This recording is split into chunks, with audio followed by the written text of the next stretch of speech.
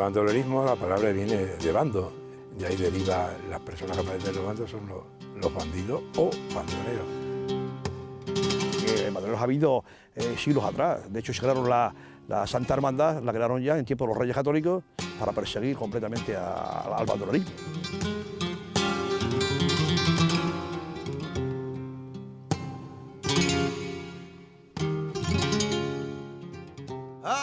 Los bereberes eran bandidos. Dentro de los clanes de los árabes estaban los bereberes, estaban los muladíes, estaban los mozárabes, y los bereberes en teoría eran bandidos que atacaban tanto a los árabes como atacaban a los cristianos. Cuadrillas de bandoleros medievales, entre 15 y 20 individuos salteadores, que eran luso españoles, muchos de ellos, de los golfines famosos de Cáceres. Los famosos golfines de la provincia de Cáceres, que llegaron a ser nobles, eran cuatreros. Tienes que pensar que Extremadura tiene unas condiciones muy favorables para el bandolerismo, para la guerra de guerrilla, para las luchas internas, para la reconquista, para todo, tanto para la defensa como para el ataque.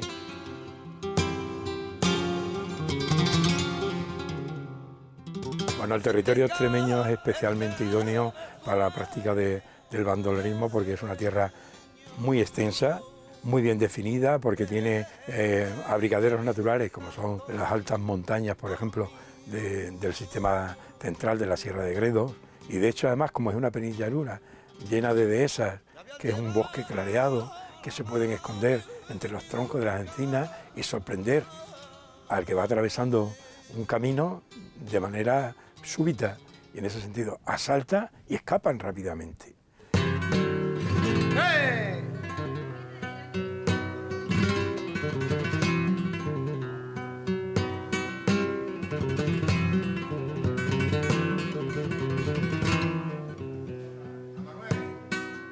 Extremadura secularmente ha sido una tierra escasamente poblada y eso favorece mucho la práctica bandoleril.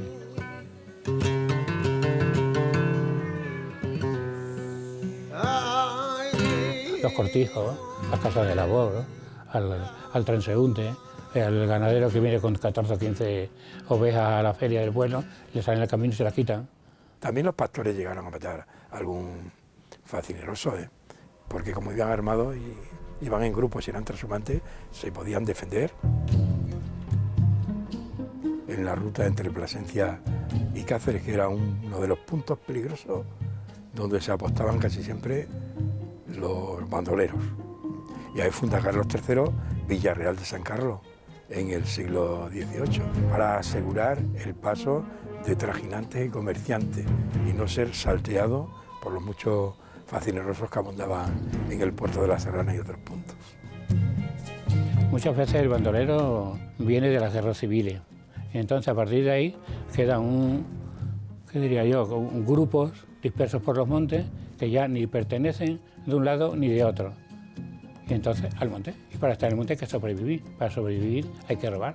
Pensamos aquí en España siempre que solamente ha habido una guerra civil española, la de 1936, porque es la más actual, la más cercana a nosotros, pero ha habido muchísimas guerras civiles aquí en España. Pues el bandolerismo, como va asociado siempre a estos fenómenos de desbarajuste, de caos, aprovecha el caldo de cultivo ese, pues lo tiene muy fácil. Si cada 8 o 10 años hay una guerra, pues otra vez empiezan a proliferar las cuadrillas. Cuando los franceses llegaron a Trujillo en 1809, que hicieron aquí de todo, arrasaron prácticamente con iglesias, robaron muchísimo, los franceses se llevaron de aquí de Trujillo obras de arte de mucha categoría y de mucha calidad. Asaltaron muchas casas, aquí en Trujillo hay constatación en las actas municipales de que asaltaron las casas, por eso la gente se tuvo que marchar de aquí de Trujillo. Las tropas napoleónicas invaden la península ibérica y Portugal, el pueblo español pues, se ve invadido por las tropas de fuera, se hacen montones de proclamas en los pueblos, se llama a la gente a que acudan a la salvación de España y claro, la gente acude. Y al principio, porque incluso le prometen, le dan ciertos reales, le pagaban estas cuestiones, y sobre todo cuando le prometen ya en los mítines que daban en la plaza de los pueblos, que las tierras que estaban en poder de la nobleza se entregarían, se repartirían al pequeño campesinado y a la clase jornalera. Bueno, hay un ejército, pero vamos, la comandancia principal estaba en Badajoz. El resto de la población de Extremadura, de la Alta Extremadura, la zona de la Sierra de Gata, de Plasencia, etcétera, etcétera, se buscaron la vida por su cuenta, guerra de guerrillas y nada más. La guerrilla es una expresión más de esa lucha popular que constituyó la guerra de independencia. El ejército lo forman también personas sin adiestrar militarmente, pero sus comandantes de partida, que eran como se les denominaba oficialmente, eran personas del propio ejército. Pues eran capitanes retirados, o sargentos, personas de este tipo, pero sí con experiencia ya de guerrilla.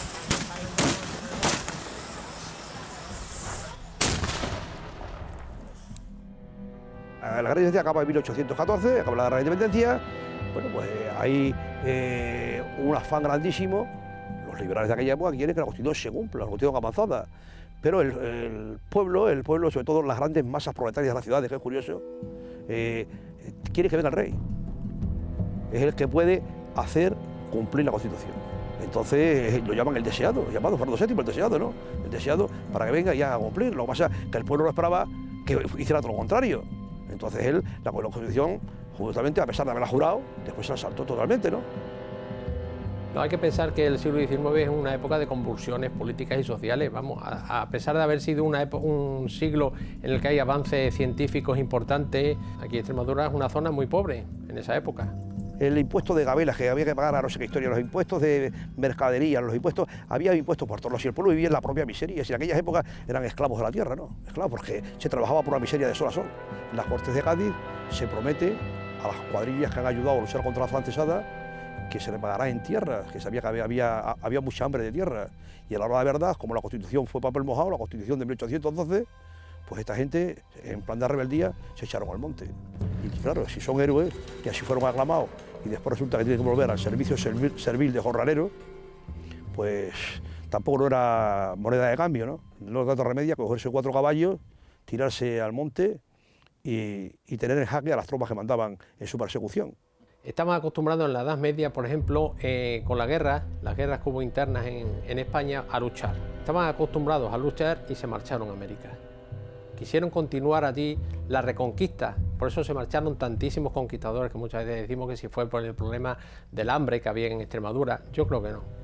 Eran personas de armas que estaban acostumbrados a luchar, como Pizarro, Orellana, etc. Y lo mismo ocurrió en el siglo XIX con los bandoleros, los guerrilleros. Estaban acostumbrados a luchar contra los invasores franceses. ¿Qué ocurrió cuando se marcharon los franceses de aquí de Extremadura? Pues que continuaron la guerrilla. Eran personas de baja clase social, como no tenían trabajo ninguno, ¿por qué hicieron? Pues robar. Robar a los ricos, robar a los absolutistas de entonces, y a la política no se dedicaron, pero iban en contra del régimen establecido, y los consideraron bandoleros. Se dedican a robar porque no se quieren insertar en la vida normal, porque se han acostumbrado, digamos, es un proceso que en alguna publicación mía he llamado proceso de canallización. Saca tanto producto y le gusta tanto el tipo de vida que lleva que no se quiere acomodar ya a lo que es una vida social normalizada. Se puede decir que los delincuentes en ese tiempo aprovecharon las aguas revueltas, turbias. Eran guerrilleros, eran gente avezada a luchar en el monte, a tener emboscadas, a saber manejo de armas, a tener, por supuesto, un sentido de la táctica y de la estrategia fuera de serie, innatos, naturales, ¿no? Y bueno, y ahí juega muchos factores, el afán de aventura, el afán el afán de estar completamente convencidos que ellos luchaban por una causa justa y que les debían algo y había que recuperarlo como fuera. Y se creó una especie de odio antiabsolutista, pero fuera de serie, y van a cargarse todo lo que huele a absolutismo y no reparan en medio. Cuando las guerrillas desaparecen, quedan en el monte gente que ya eran bandoleros. Eso ya eran bandidos. Bandidos porque se asociaban en banda. Claro, toda la semántica depende de quien la adopte y a quien la afecte. En muchas comarcas, un bandolero es una especie de héroe que reivindica el derecho de justicia social, el de que los ricos sean menos ricos y los pobres menos pobres. El bandolero extremeño no se atiene para nada en estos estereotipos, que tampoco eran tales, no responden a la realidad. Hablamos de un proceso de idealización, ¿no? En el caso del bandolero andaluz, pero es que el extremeño no se parece en nada a ello. Es un criminal puro y duro. Es que durante la Guerra de Independencia, desde 1810, ya están operando las cuadrillas, lo que pasa es que no le pueden dedicar mucho tiempo las autoridades a meterlos en cintura. En ese caldo de cultivo es cuando surgen algunas cuadrillas fecinerosas tan peligrosas como los muchachos de Santibáñez, que ya en 1810, es decir, en plena Guerra de la Independencia, están cometiendo fechorías. En su currículum criminal llegaron a contar 25 asesinatos, precisamente 13 de esos 25 son militares.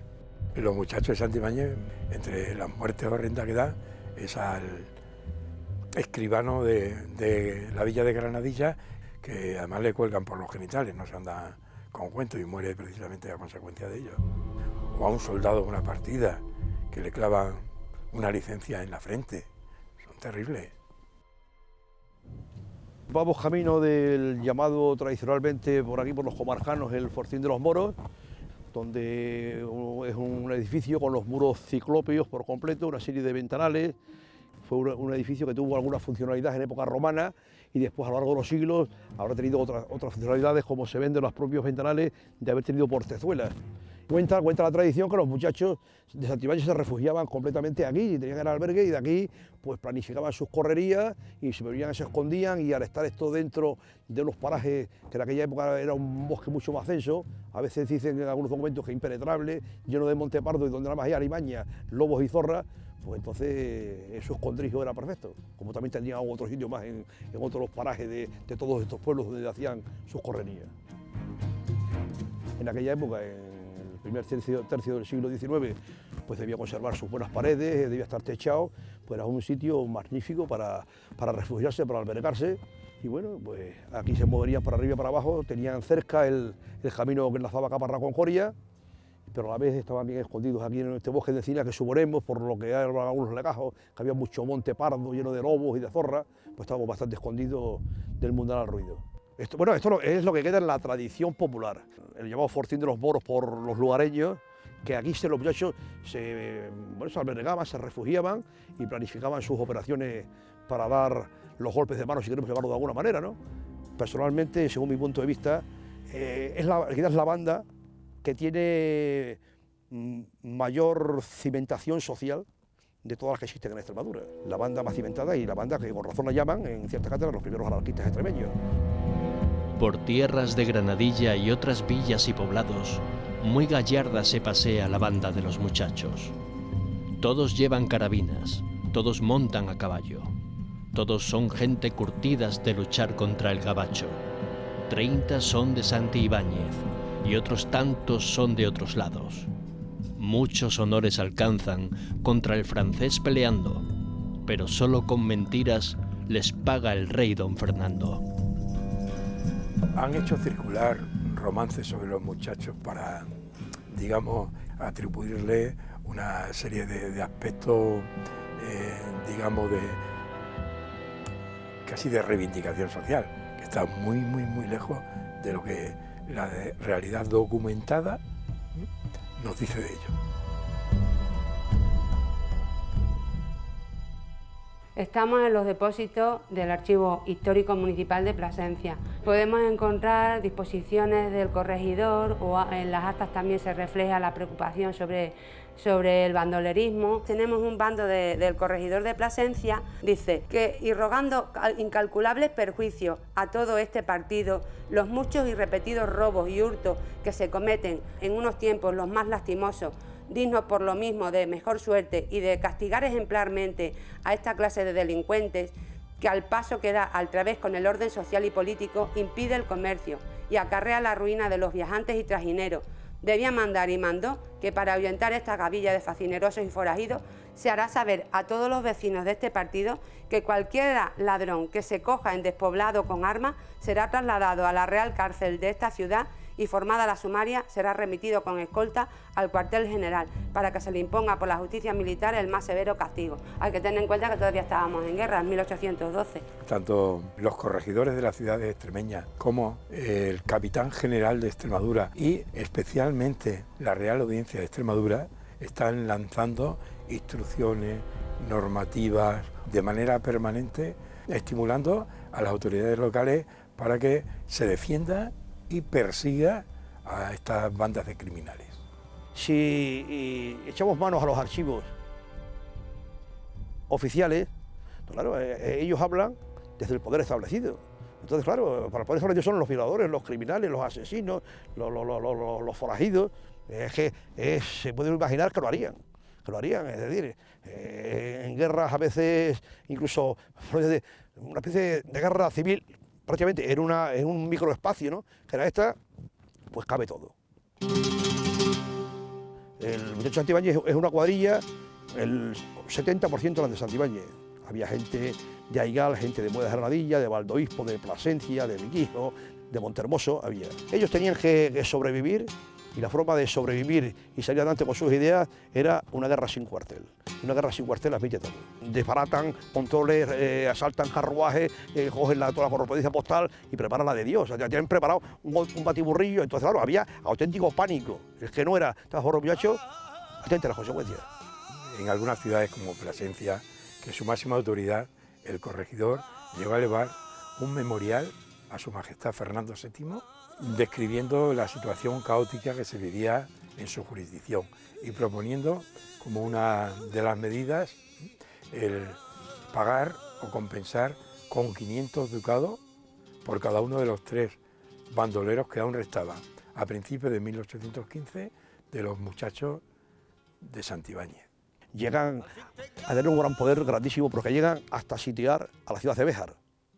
Y a sitiar la ciudad de Béjar en aquella época implicaba, incluso había tropas acantonadas en Béjar, y llegan a entrar en Béjar, ¿no? Y llegan a varias familias absurdistas, pues rapiña con todo lo que pueden. De hecho, hay un momento que el capitán general de Extremadura manda una carta al rey, a Fernando VII, diciendo que es imposible con esta cuadrilla. Sus tropas que manda son derrotadas continuamente y que no dan abasto, no saben, que parece que se los traga a tierra y que no saben dónde andan.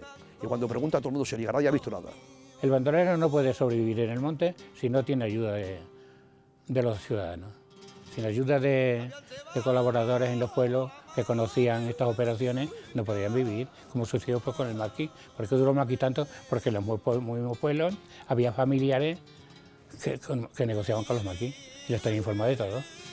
Los bandoleros pagaban, y muy generosamente, a todos aquellos que colaboraban con ellos. Tenían espías puestos en lugares estratégicos para decirles si se acercaban tropas en su persecución. Tenían una red de espionaje que se enteraban enseguida tanto de gente que iba y venían por los caminos y del material que transportaban. Pagaban a los posaderos, aquí en Trujillo hubo muchas posadas, para que les indicasen la hora en la que pasaban los carruajes por los caminos reales. Entonces los podían asaltar a una hora determinada. Incluso no me extrañaría un pelo que los robasen también cuando durmiesen por la noche o pernoctasen en las posadas. Es que ahí hay una serie de lazos familiares, de amistad y de parentesco y de paisanaje, que son una amalgama, es un vínculo muy potente, que les hace, pues, o bien por las buenas o bien por las malas, pues ser auxiliador, recetador, en las distintas funciones de auxiliadores que tiene el paisanaje con los criminales. Su vigilancia, sus incursiones, su gente confidente en los pueblos, que le informaba tal día va a venir una diligencia con la nómina para la paga de los soldados, pues ya se estaban advertidos para poder asaltarla, estaban bien organizados. Pues tardaron tanto en terminar con ellos porque estaban organizados. Que era muy difícil exterminarlo, trajeron en jaque por completo a las tropas absolutistas que iban en su persecución.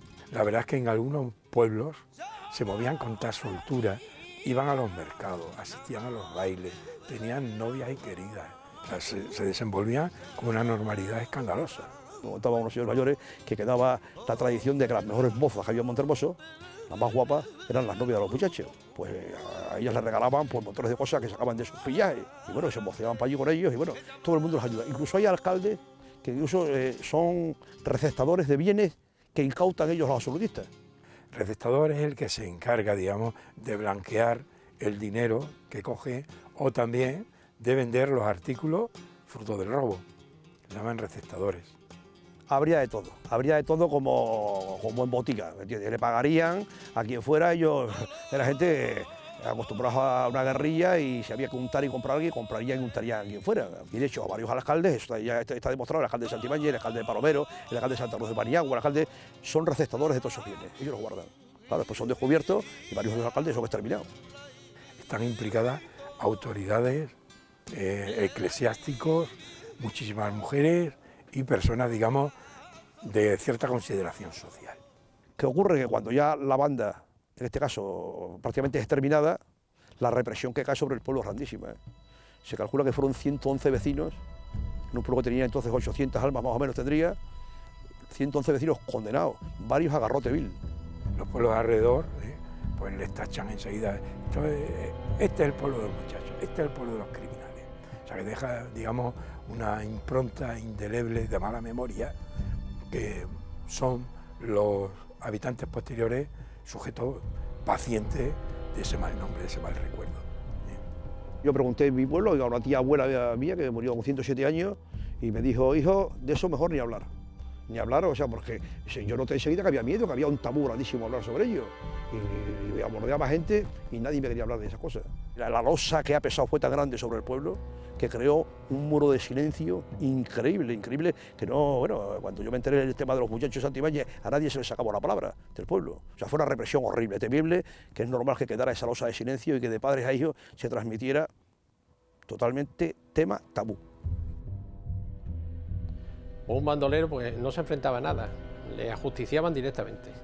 Generalmente los ahorcaban o los cortaban la cabeza. Los cortaban la cabeza y la cabeza la colocaban en la picota. 6 de los muchachos de Santibáñez, entre ellos 2 de sus cabecillas, fueron primero arrastrados por las calles hasta el patíbulo.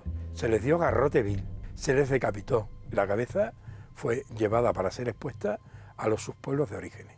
Y luego los cuartos, es decir, el cuerpo y el resto, eran esparcidos en los lugares donde habían salteado y habían cometido algunas de esas aberrantes actuaciones. Hay una serie de edictos de Fernando VII en el que consta que hay que perseguir a los bandoleros y que perseguir a las personas disidentes, los que no están a favor de las directrices y de lo que dictamine el gobierno central de Madrid. Destacando además personas muy conocidas dentro del ejército que habían sido guerrilleros, a los que les encargan que persigan a los malhechores. Son militares de larga trayectoria y que han tenido a su cargo pues partidas patrióticas, y entonces conocen muy bien el terreno por donde se mueven las cuadrillas. Hay un famoso personaje que es Ceferino del Pozo, alias Boquique, ¿no?, que había sido capitán del ejército, y este llega a ser el adalid que va a perseguir a los muchachos de Santibáñez. Boquique fue primero patriota contra los franceses, luego exterminador de muchísimas cuadrillas, medio millar de bandoleros cogió. Luego se hace realista o absolutista y acaba siendo carlista. Lo detienen en marzo de 1834, lo llevan a Badajoz y lo ejecutan en Badajoz. Aquí le tienen por un ladrón, un facineroso, cuando en realidad fue el que exterminó a la mayoría de los bandoleros que se movieron por la zona de Plasencia. Pero la gente sigue creyendo que es un bandolero. Era un militar de gran prestigio. Mariano Ceferino del Pozo en 1813 era un militar, era un capitán. Él había intervenido en la Guerra de la Independencia, ahora le habían ocupado, le habían ordenado que persiguiera a los malhechores y él lo cumple según se ve aquí, los toma presos e incluso le corta la cabeza a uno de ellos y la envía a la ciudad de Plasencia como prueba. Es el oficio que envía Mariano Ceferino del Pozo en 1813, cuando atrapan a uno de los muchachos de Santibáñez, la cuadrilla de facinerosos conocida por los muchachos de Santibáñez. Y dice, habiendo salido de esta ciudad hoy día de la fecha, me hallé al paso de Aigal, con un oficio del sargento segundo Félix Collado, a donde me dice, halló dentro de dicho pueblo la cuadrilla de facinerosos conocida por los muchachos y en la taberna a Miguel Simón, vulgo Pichorro. Y habiéndoles dado parte una mujer al Pichorro, que la partida de mi mando cercaba el pueblo, salió precipitadamente de dicho sitio y montando a caballo se echó la carabina a la cara para tirar al sargento y a otros soldados que entraban por la parte de la taberna. Le pasaron el pecho de un balazo. La cabeza de Pichorro se la he mandado cortar para llevarla a esa ciudad para lo que vuestras señorías tengan por conveniente. Pues bien sabe vuestra señoría que ha sido el hombre más cruel, el más asesino, el más inhumano que ha tenido la península. Dios guarde a usted muchos años. Santibáñez, 21 de mayo de 1813. Mariano Ceferino del Pozo ha sido un militar que ha luchado en la Guerra de la Independencia. Posteriormente luego se le encomendó la persecución de los malhechores, y ya luego en el trienio liberal él digamos que se refugió en Valcorchero porque él no estaba de acuerdo con el sistema político liberal. Eso ha quedado en la tradición oral de la ciudad, porque de hecho a Mariano Ceferino del Pozo la mayoría de la gente piensa que no era un carlista, dicen es un bandolero, como en ese aspecto. Entonces se ha perdido esa perspectiva. Hay muchas partidas, las llaman gavillas, de facciosos, pero en realidad eran disidentes políticos que se habían echado, digamos, al monte. En el siglo XIX los llamaban a todos bandoleros, ya fueran que robasen, que extorsionaran a unos y a otros o que fueran en contra del gobierno municipal. El bandolerismo puede ejercer un cierto hechizamiento para personas que viven en la marginalidad. Parece que están exterminadas las cuadrillas y de pronto se recrece y bueno, otra vez a ser una docena. Tienen una gran capacidad de captación. Es como una, digamos, en medio de un medio económico tan pobre, es como una especie de salida, si no profesional, cuasi profesional, ¿no? Personas que han participado en la lucha de guerrillas, en la guerra de guerrillas contra los franceses, y que continúan ellos por su cuenta haciendo asaltos a caravanas para su propio pecunio.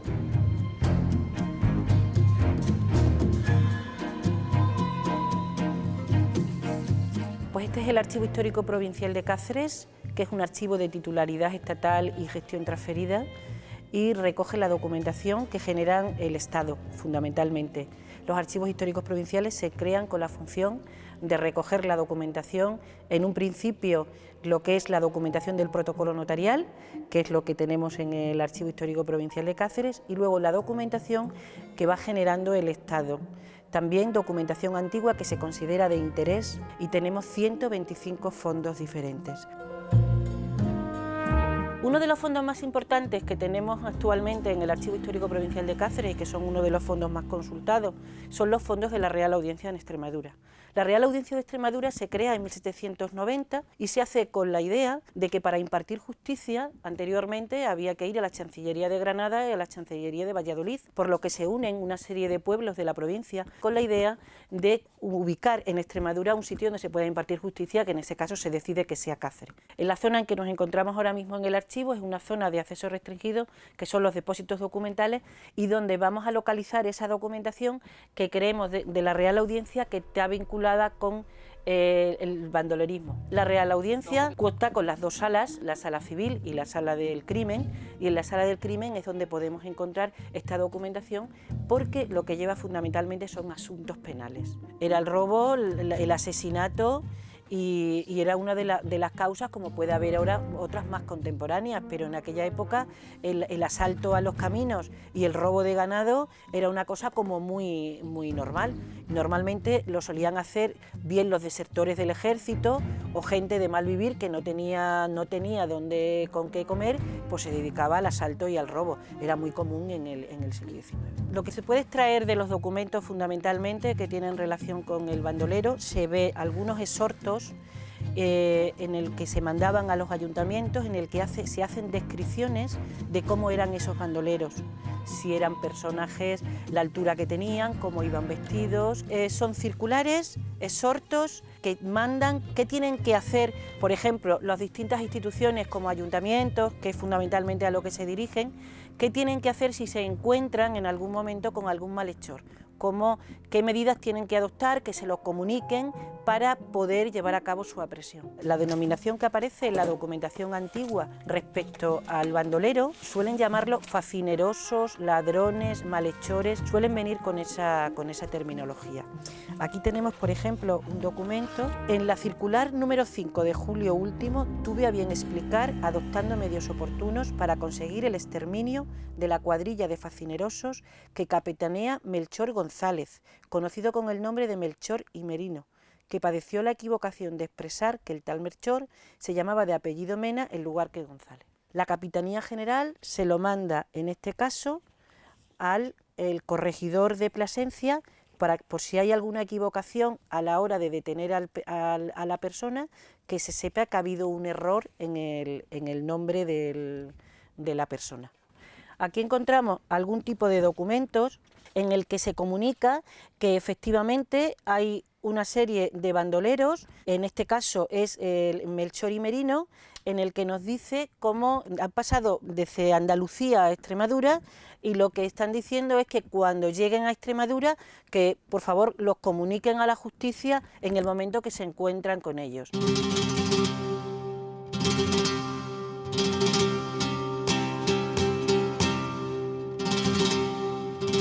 La cuadrilla de Melchor y Merino, el uno de la zona de la Serena, concretamente de Zalamea de la Serena, y el otro era de la Puebla. Tenía una movilidad grandísima. Estos no se sometían solo a Extremadura, sino que tenían en su cuadrilla gente de Andalucía, gente de La Mancha. ¿Por qué? Porque incursionaban en estos territorios. Bajaban a Huelva, a Sevilla, a Córdoba, iban por toda La Mancha, se acercaban hasta Levante, eran tremendos. Los llamaban los feligreses del Trabuco. Melchor y Merino aparecen como los feligreses del Trabuco.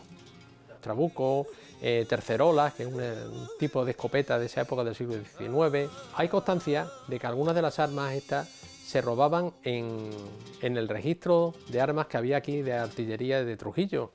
La cuadrilla de Melchor y Merino tiene cerca de una docena de muertes a sus espaldas. Menos que los muchachos, pero sí son mucho más temibles para la población, sobre todo femenina, porque la práctica habitual suya es la de violación. Entonces, si asaltan una comitiva de más mujeres, esas tienen garantizado que las van a violar, y van a ser pasivos o activos espectadores el resto de la comitiva. Las primeras órdenes de búsqueda y captura de estos dos bandoleros y toda su cuadrilla empezaron en el año 17, las primeras órdenes de búsqueda y captura. Les ofrecieron el indulto si se entregaban voluntariamente, y es una medida acertada, pero a la que no hacen caso, pasan de ella totalmente los facinerosos. Pero cuando ya se les pone precio a la cabeza, ahí ya es vivo o muerto, e incluso se compensa a quien señale algún sitio donde se les pueda sorprender. Si llega a ser efectivo, se les compensa. Y tardaron 3 años en aniquilar esta cuadrilla, cuando ya no tenían enemigo contra el que luchar y se podían dedicar grandes partidas y destacamentos militares en su búsqueda.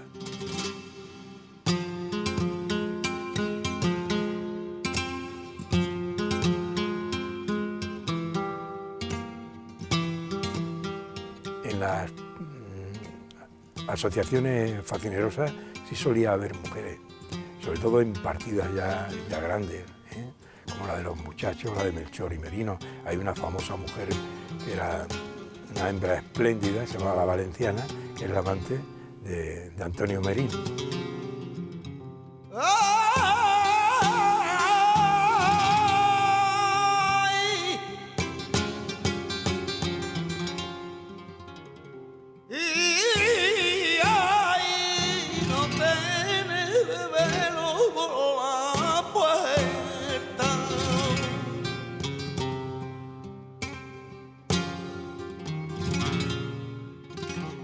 En 1820 es cuando apresan a Merino, 1820, y los ajustician en la Plaza Mayor de Trujillo, los ahorcan, los ajusticiaban y los colgaban, los cortaban la cabeza y la colgaban en unas picas que había, en unos salientes que había en el rollo para ejemplo del resto, ¿no? Para que nadie volviera a actuar como bandolero o como guerrillero.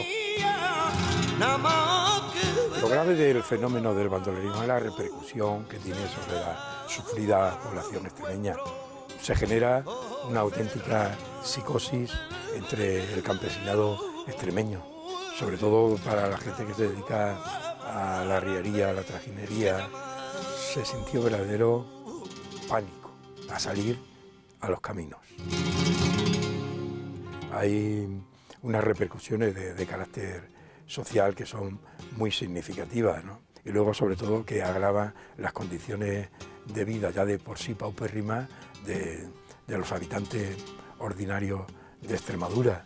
Les graban continuamente, tanto a los bandoleros, que en núcleos pequeños les hacen tributar, como de obligarles a participar en las partidas persecutorias y si no, a contribuir cada ayuntamiento haciendo derramas vecinales para perseguir a los facinerosos. Algunos ricos hacendados, algunos propietarios importantes darían vuelta por otro sitio y no pasarían por Trujillo para no ser atacados. Imagínate tú que vengan personas, por ejemplo, en el viaje de Madrid, en el Camino Real de Madrid a Badajoz, y que les atacasen los bandoleros por el camino, el dinero que traían para inversiones en Extremadura, que se queden sin ella, pues claro, era preocupante. Hay recaudadores oficiales y vienen con el dinero camino de la cabeza de partido y van a los pueblos. En la época de las guerras carlistas tengo documentado por lo menos media docena de ataques a recaudadores en la zona de la Alta Extremadura. En ese sentido, pues hay un retraimiento de la actividad económica en Extremadura por culpa del bandolerismo.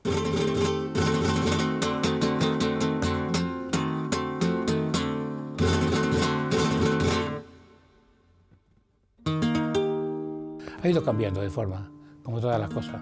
En un principio era asalto a las diligencias y posteriormente se convirtió ya en secuestro de personas influyentes a las cuales le cobraban un rescate y si no, pues los pasaban a cuchillo. El secuestro puro y duro, como un atrevimiento, vamos, que dejan pasmar a las autoridades, de la insolencia con que penetran en las casas y se llevaban a los hacendados y los tenían secuestrados.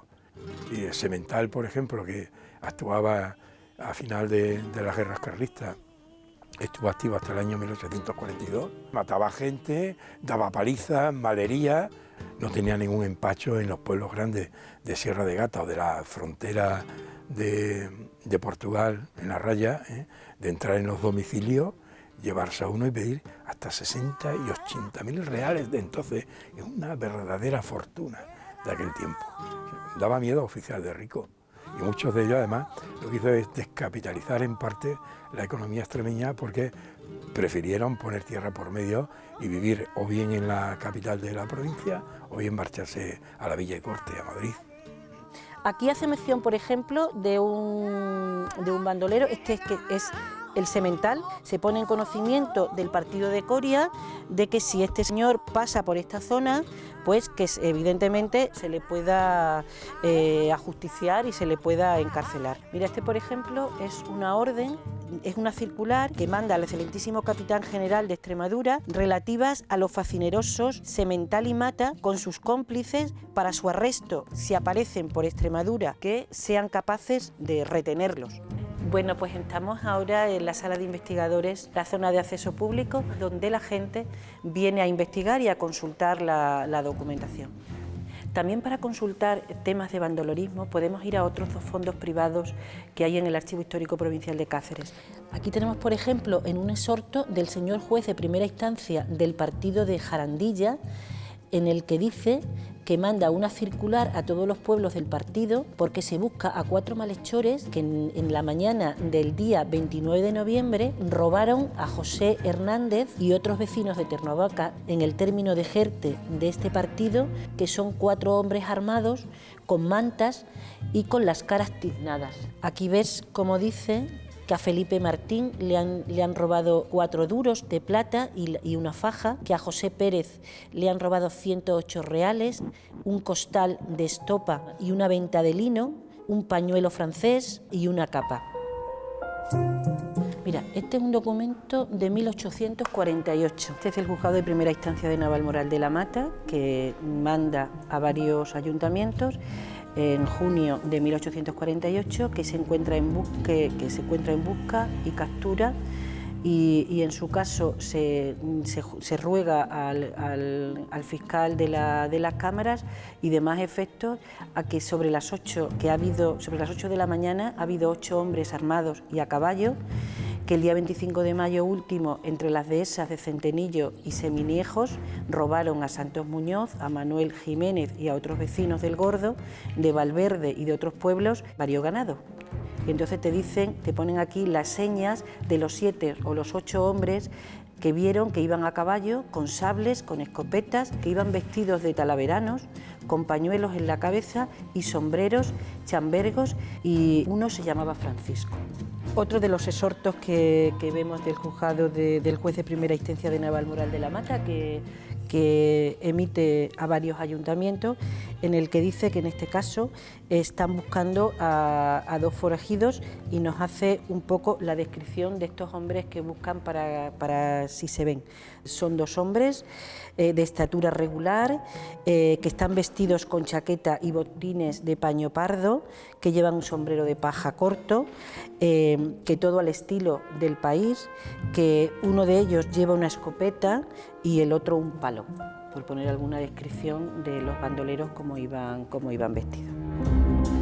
También en algún momento te encuentras circulares y exhortos en los que te dicen que a esa gente que está ayudando al bandolero, que tiene pena también, pues pena incluso de prisión. Por ejemplo, este documento en el que nos dice que en el juzgado pende una causa contra Francisca Alonso, que es una vecina de Montehermoso, y otros por auxiliadores y receptores de lo que roba su hijo, porque esta debe ser la madre, su hijo Simón Jiménez Jarero, el cual pesa sobre él un auto por ser un malhechor.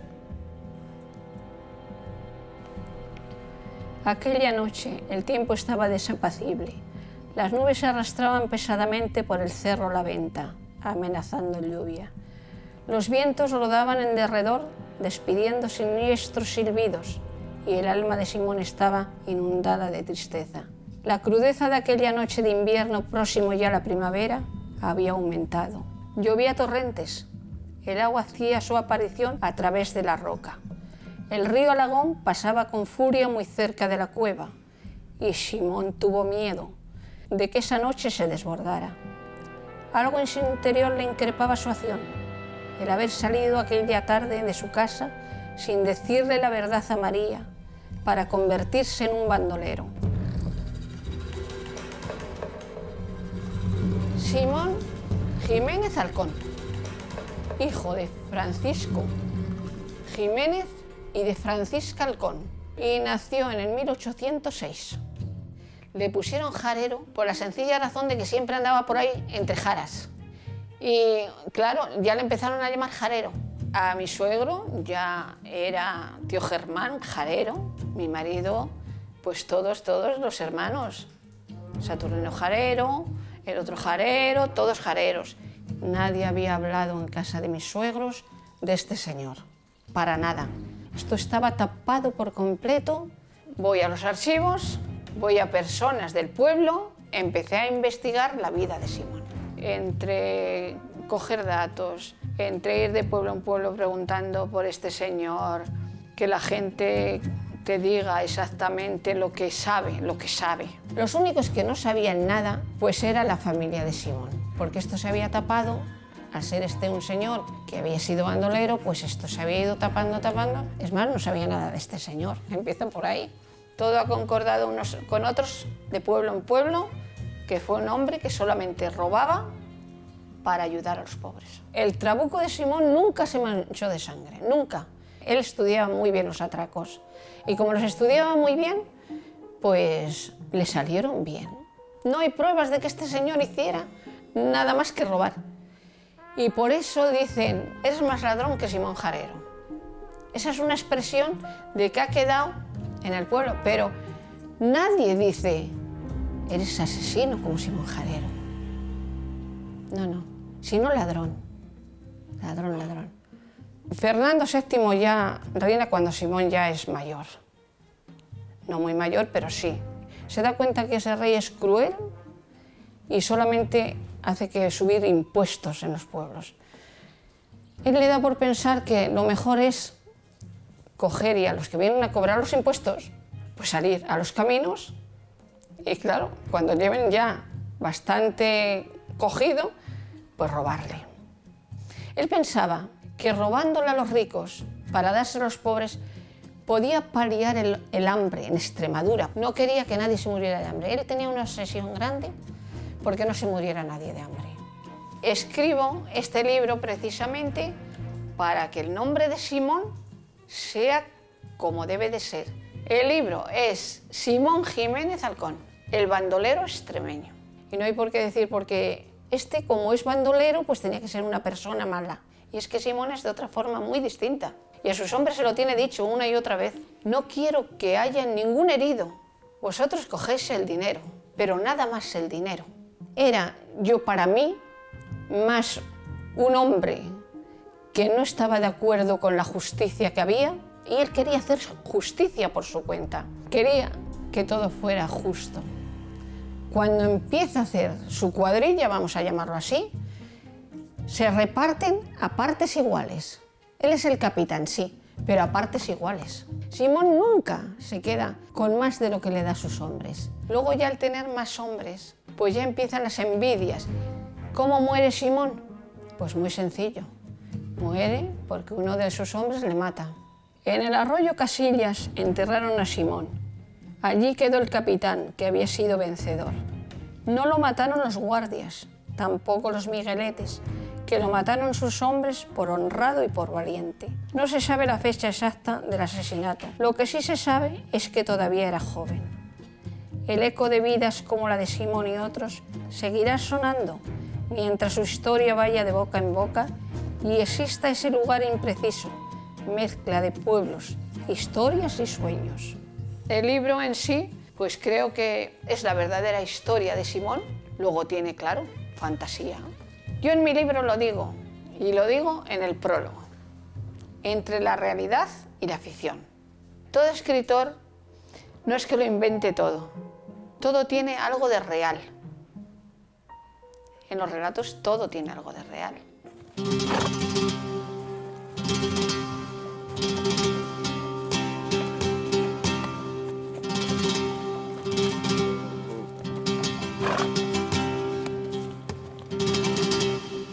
El bandolerismo, según avanza, sobre todo en el reinado de Isabel II en adelante, cambia de manera radical.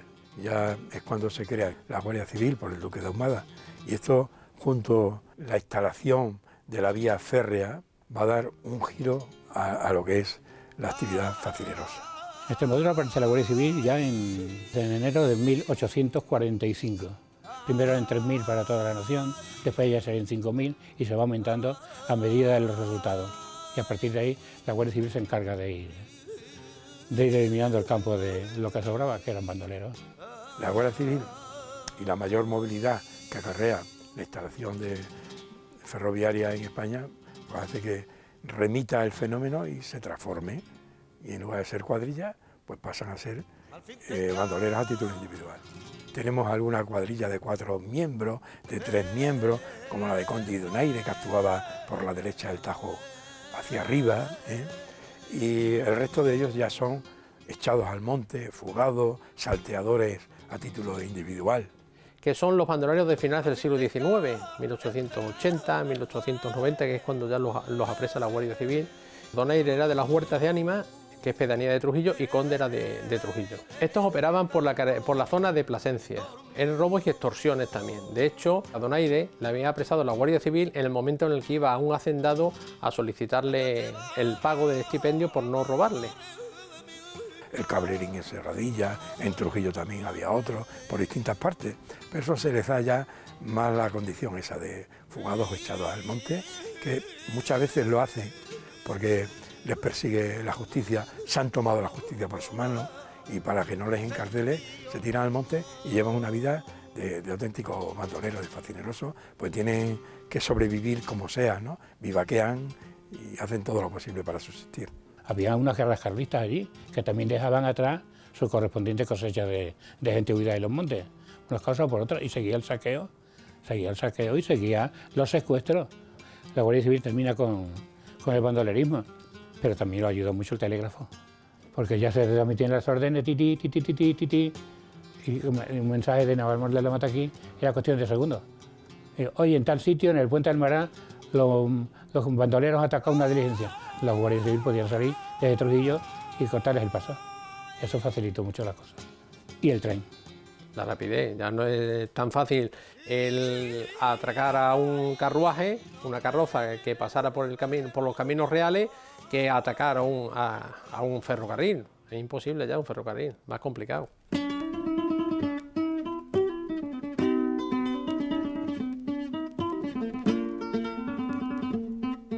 Es un fenómeno no exclusivo de Extremadura, es un fenómeno generalizado por todo el territorio español, el bandolerismo, ¿no? Son el fruto de una circunstancia, de un momento histórico concreto.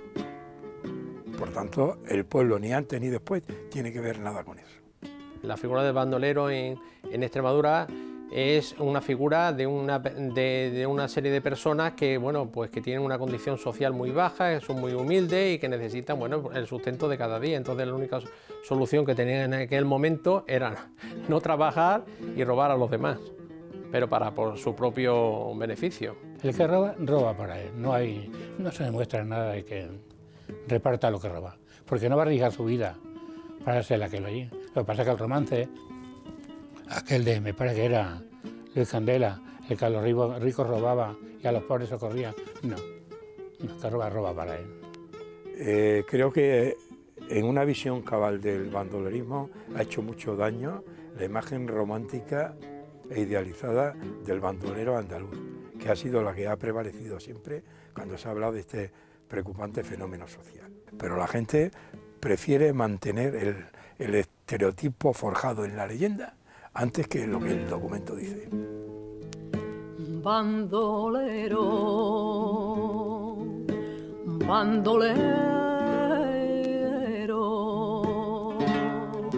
Siempre pienso que es mejor quedarse con la idea idílica de que eran bandoleros que robaban a los ricos y dárselo a los pobres, que no pensar que eran personas pobres, que de baja clase social, que lo único que querían era robar a unos y a otros para quedarse con la riqueza. Es mejor pensar eso. Bueno, pues sí, pues los violarían, asesinarían a sangre fría, lo que fuera, porque el odio armado de siglos era muy grande, y más cuando hay promesas incumplidas, ¿no? Yo no lo pongo en duda. Y otra cosa es que por sistema se les denigre sin entrar a ver los motivos o las causas por las que hacían eso, por lo que luchaban, que eso había que analizarlo, ¿no? Bueno, si miramos bien, los bandoleros no han desaparecido nunca. Ahora hay bandoleros de guante blanco, que siguen actuando a su manera. Y hoy aparece uno que se lleva el 3% de tal sitio, no se llama bandolero, pero lo que ha hecho ha sido lo mismo, robar. Un bandolero